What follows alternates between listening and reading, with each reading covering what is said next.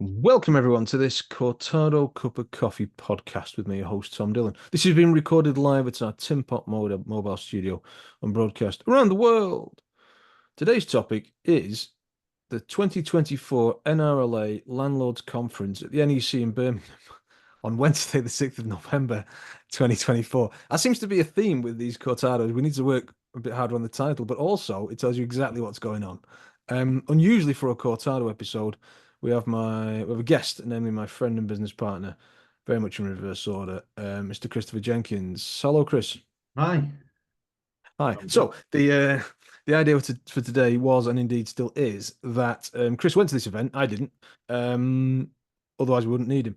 And so he went, and he's going to talk about what he learned there, because it'll give us a little, ooh, that might be interesting coming up next year, kind of an idea. But also I might talk about and interject with what's good and not good about these kind of conferences. So why don't I'll hand over to Chris to paint us a word with pictures about what happened, what you learned, what you would, no, maybe what you'd recommend other people to do, or anything else you want to share with us, really.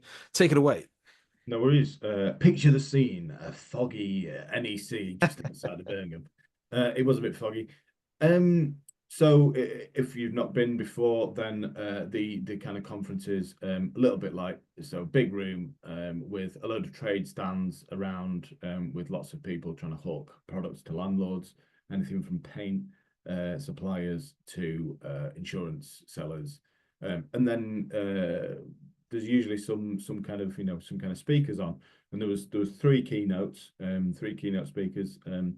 One was James Caan off of Dragon's Den. One was your friend of mine, Andy Burnham, the mayor of Greater Manchester, and also there was a few kind of smaller kind of panel events, which were really good. They were made up of kind of people from lenders and sponsors of the event. Old Paul Champlina from Landlord Action was hawking his wares. And then finally Ben Beadle, the CEO of the NRLA, who does a lot of spends most of his time doing kind of in Westminster, in and around Westminster, doing political lobbying on behalf of landlords. So it was quite interesting to get a view from across the spectrum. That sounds good. I was always surprised at these events. I wasn't at this one, but when I first went, and the people were talking about keynote speakers and this and that, I was looking around for conference rooms like you'd find at a university, like with doors and lecterns and people standing at the front. But these happen typically in these events. They just don't have that space kind of thing. So they're in amongst it, so that you've got some guy trying to sell a bathroom at the back, or like some new innovation in pavement sweeping technology, and then you've got 10 yards away James Caan speaking to a fairly large audience just sort of in the hall, which when I first went was a bit of a surprise, but actually, well, it seems to work quite well. It's surprising how well the sound travels. They have the decent sound systems these days, and you can actually hear what's going on. Was that the crack with this one? Yeah, absolutely. Big kind of arena. It was more with this one, and I debated whether or not to go because the tickets were quite expensive, 160 quid for a ticket. Yeah. And that was with For one day. Yeah, and that was with an early bird discount. Yeah. So it was less weighted towards kind of sponsors and people paying for kind of trade stands, of which sometimes you go and like it's almost like being sold to 50 times when you walk around, and there's not actually that much to kind of learn about unless you're interested in the specific products. This was much more about keynote speakers and finding out a bit more about the kind of policy side of it, which is why I thought, yeah, I'll go, because getting caught up in the day-to-day of your property business, I think everyone feels occasionally that they've not got their finger on the pulse of what's going on, in kind of towards government or policy direction. Obviously the renters reform legislation going through at the moment. There was a lot of kind of worried landlords, people kind of talking in the queues. They're talking about rent reform, and so yeah, I thought it was good to go along and find out what's going on a bit. Well, so now we've painted the picture, and not everyone was there, and everyone's worried at home listening to this. They haven't got the finger on the pulse of what's going on. Why don't we fill them in? What's going on? Nobody has, don't worry. So I'll go through them in turn. Presenting the event as well was Nick Knowles, who was obviously an experienced TV presenter and does the DIY SOS stuff. And he was really good. He made a few good cracks. You can tell he's a pro. And whenever you see someone who's kind of does TV and stuff, I'm always kind of slightly impressed that they know what they're doing. They've got the audience eating out of the palm of their hand and things. But he did actually have some quite good insights from a kind of construction and building point of view, and he was able to ask a few awkward questions to people like Andy Burnham and some of the panelists. So yeah, that was interesting. So James Caan was the first speaker of Dragon's Den fame. He, for those who don't know, he's made his money through recruitment. He built a company called Alexander Mann International, which grew to be a multi-billion-pound company. I think the biggest recruitment company in the UK, of which he sold out to an American venture capital firm, and then went and started another one, and that's obviously doing really well as well. So he's also he's got experience of he was a government advisor about enterprise and how to channel more funding into starting up companies. So you could tell that was kind of his real passion, helping entrepreneurs kind of get a step on the ladder. He had some interesting things to say, like in general. So from like a business point of view, one thing he said, which kind of stuck with me, was he said he didn't believe in kind of setting long-term goals. So when he was in his room, when he was in his office on Pall Mall, which he couldn't afford, but he got because it was a good address, his only goal was to have an office with a window that wasn't essentially a broom cupboard. So he was on the phone with the Yellow Pages every day, ringing around trying to get people to sign up to his recruitment. And eventually he got he made a bit more money, and he moved downstairs to an office with a bigger window, a bigger office with a window. And then he said, then my goal changed, and my goal went to I'd quite like to have a member of staff, so I'm not just sat here on my own flogging recruitment all day, because it's pretty soul destroying. And so his point was that rather than set some kind of big 1 year, 5 year, 10 year, more in some companies' cases, business plan with goals in it, he was much more about short-term achievable goals. And I remember thinking about it. I remember one of mine was I used to drive between Leeds and Manchester quite a lot in a pretty clapped out old car. And my ambition at the time was to drive a car which didn't slow down and struggle when you're going up the big hills out of Manchester, drop down to kind of 70, 60, 50. So it kind of makes sense. It struck a chord in me. It kind of made sense that yeah, it's great to have the kind of long-term vision and the long-term goals, but sometimes you lose sight of it, especially in property where things can take a long time to happen. So break it down a little bit more and find out what the what your achievable goals are. So I found that really interesting, and clearly is a very inspirational speaker, and he's done a lot in business, and there was lots more kind of insights and things, but maybe not to go into too much detail. That sounds good. Yeah, he must be in his 50s now, must he, somewhere there? Older, I think. Older. Okay. All right, fair enough. Who else did we doing with this? Late 20s. Who else did you listen to?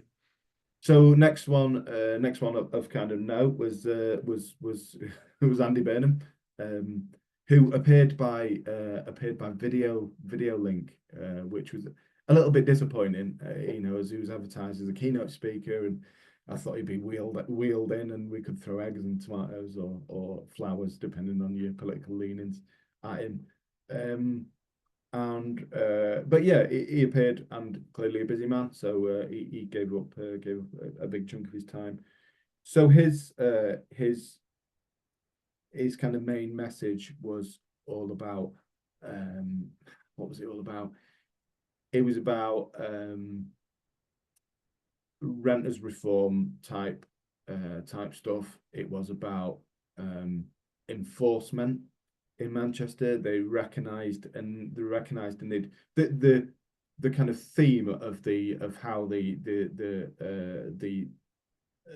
theme running through it that kind of the NRLA were trying to get across was about, first of all, resilience for landlords, but second of all, it talked about regulation as increased regulation as punishing the good landlords, and not actually doing a huge amount to stop the bad ones. And that's kind of highlighted by the fact that a lot of rules around kind of mold and damp and things like that, a lot of them exist already, yet the councils just don't have enforcement power. They don't have enough manpower on the ground to enforce the rules. So Andy Burnham was talking a lot about enforcement. He talked about how they've created like almost an environmental health / housing apprenticeship, which has just had, I think the first kind of 20 people have graduated from that, which is quite interesting. That's tackling kind of enforcement issues on the ground. He was questioned about licensing and selective licensing, which is in a lot of areas, but in a lot of areas in Manchester, me and you, Tom, we have a property that's subject to selective licensing, and all it really means to us is the fact that you have to pay, you pay your £1,000 or whatever it is for your license, and you send in your safety certificates, your electric certificate, your gas certificate, your EPC, whatever else, you send that in every year. Nobody actually physically comes out to the property. The onus is very much on the tenant to report anything. So, and in a rental environment where tenants, some tenants are worried about losing their home, especially worried about losing their home from bad landlords, it just doesn't seem to work. So he did kind of drop a hint as to say that if renters reform, more rules and regulations were brought in, that the licensing would be could be potentially scrapped. He's a politician, isn't he? So he didn't give a 100% straight answer, but that's generally what they what the suggestion was. Interesting. Yeah, excellent. And Fenimore there was a third person, wasn't there? Yeah. Just about Andy Burnham and Nick Knowles jumping in there. They pointed out something that, so when DIY SOS do their builds, and I don't know if everyone's familiar with it, but it's on BBC One prime time. They did something in Manchester called Veterans Street, Greater Manchester. Might have been Bury, I might be making that up. They basically come in and help people who have, they've been ripped off by cardboard builders, or they've been in an accident and they need, adaptations to the house that they can't afford. And they recruit kind of local tradespeople to come in and give their time for free. And bigger kind of suppliers donate materials for free. And it's a whole good, feel good program, a bit like Challenge Annika, for those who are old enough, but with specific to DIY. And he said, interestingly, he said, because of the whole building control thing, a lot of councils, they come along to the filming, and Manchester Council came along to the filming of it, or somebody from the mayor's office came along, and they said this is amazing. How do you do this? How do you get all these people working for you? All these amazing people, and he said, well, it's straightforward, isn't it? You appealing to people's better nature, and And Manchester said, Manchester Mayor Office, they said, oh well, we can't get builders to fulfil contracts in Manchester, and there's a bit of kind of why is this, and and apparently the council payment procedure was a 90-day invoice, and they were like, oh, that's just standard. And so all the builders were going off to other councils and sort of down to London in order to get paid straight away, or 30, at least 30 days. And as a direct result of that program, the council or the mayoral office, they changed the procurement process and they changed the invoicing process to go from this 90 days down to 30. And it's actually worked in that, a lot less kind of trade, bigger kind of building firms are going off for contracts in London and going off contracts elsewhere. They're staying in Manchester, and as a consequence, even they got to drive into the city centre to see that, lots of stuff's being built. So that's it was a little interesting kind of cross between, the TV side and what it can actually do on the ground, and I guess what it means for, me and you as landlords. So moving on, the final speaker was Ben Beadle, of the CEO of the NRLA, who I think comes in for a little bit of stick from the landlord community, or from some in the landlord community. I think the NRLA do in general, in that they see this stuff kind of, legislation being passed, and they're expecting, they're saying, well, what are the NRLA doing about it? And Mr. Beadle, he was very candid in that he said, look, the reality is that we're against a very, very strong, big majority Labour government who want to enact these changes. He said that it'd be like, trying to stop a boulder rolling downhill with by holding your hand up and saying, I think you should stop. It's just not going to work. He said that it seems to be that the focus has changed from rather than kind of stopping things like Section 21 and the abolition of Section 21 and kind of renters reform stuff. It's much more along the lines of let's try and implement this over time, rather than a short sharp shock, which could leave everyone in trouble. For example, they had somebody there from the Scottish NRLA, and Scotland have already abolished Section 21, and they've gone to they've got their own specialist possession courts, which is much more kind of what England and Wales are wanting to do. And the guy said, look, to get a possession hearing, not even to get possession, you're looking at, I think he said 18 months, which is just because the courts are just so overwhelmed. There's not enough resources. And NRLA, they're kind of pointing to the fact that, look, the best that we can possibly hope for is to get this brought in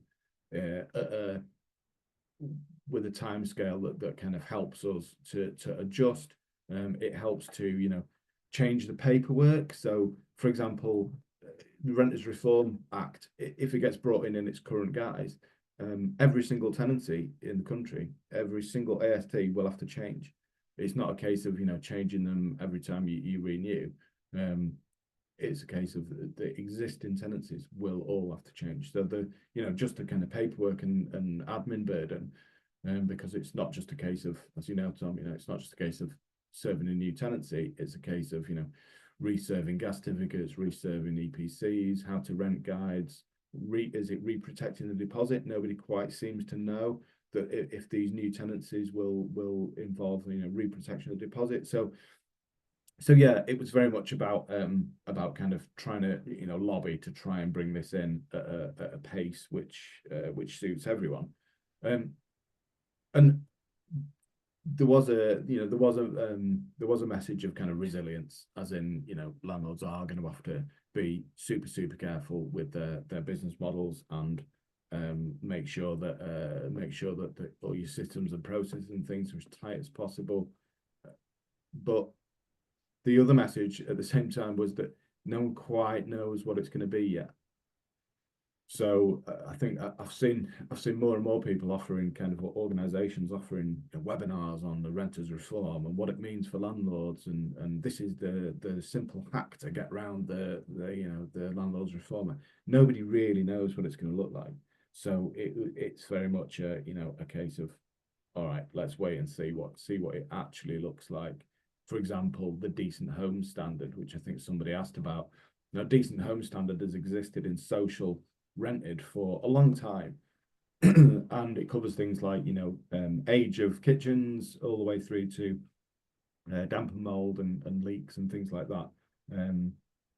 But nobody has any idea how or what that will translate to the private rented sector.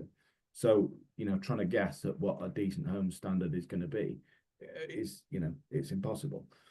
So his message was kind of, all right, let's wait and see, and we'll deal with it. As a kind of final parting shot, which was a little bit disconcerting. He somebody asked a question of what challenges do you see for landlords coming up, and he referred to the environmental or EPC changes as potentially being a lot more problematic than the kind of Renters Reform Act stuff. Labour have committed to getting rental properties to an EPC target, and they've said that there's going to be money available for that.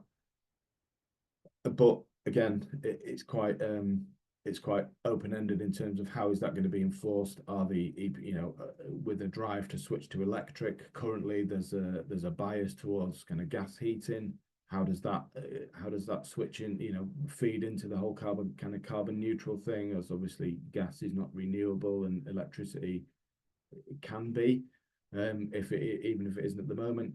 So yeah, that was kind of a little bit of a sting in the tail, as in like he said, he got across that's the kind of the thing that they are jointly focused on, as well as the Rental Reform Act stuff, which may or may not come into force in its current guise. It might well be watered down still, or might change depending on its journey through the legal system.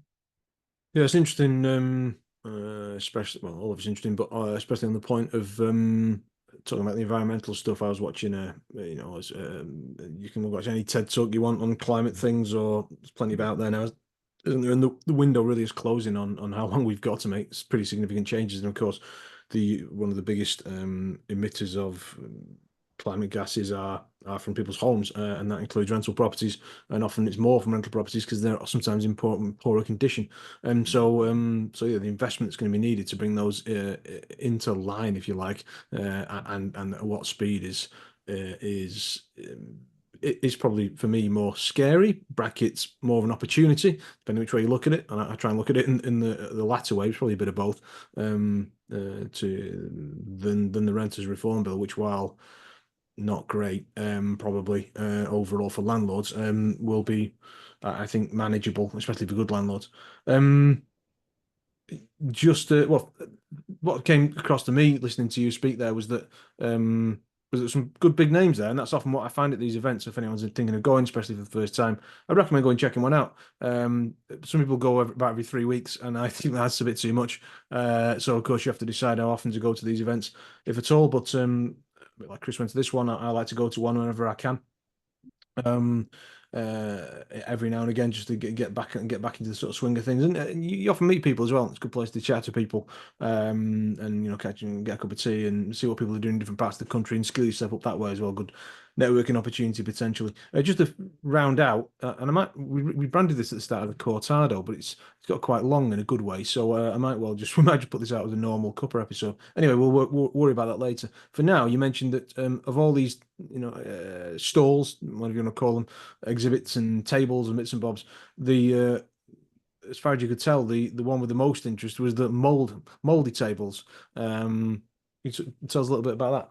100%, yeah. There was a couple of companies there that specialised in treating mold problems, and I think that is that's definitely on the horizon to be brought in the private rented sector. Some pretty strict targets, and probably justified in terms of the danger to health. But again, nobody quite knows who to trust. Do you go to a surveyor? Do you go to a damp specialist? Do you go to so these kind of companies were really popular. One had a big fancy extraction system that it was selling, and the other one was just kind of a chemical treatment, which claimed to get rid of mold spores safely. again, the fact that it was very popular, it kind of gives you an idea of landlords' concerns. Indeed. I think we'll wrap it there. Really appreciate Mr. Christopher Jenkins coming to speak to us today about his exciting exciting day out. No worries, Uh, man. Lunch was provided. It was mm, kind of think, if you're at a wedding or an event and there's kind of waiters floating between you with mm, trays of stuff. There was little mini curry and rice, okay. and then there was little cheese and broccoli pies, and they were both superb. But the waiters were quite keen to hand their stuff out. So I think after my fourth, I decided to call it a day. I definitely got my money's worth out of the lunch. So, yeah. Yeah, they got 160 back. Um, uh, Excellent stuff. I think I'm going to go eat my dinner because I'm hungry now. I've heard all this. Hope everyone's well. Thanks very much for everyone who's watching, listening, and otherwise imbibing our wonderful content. And see you in the next one. You too. Thanks, man.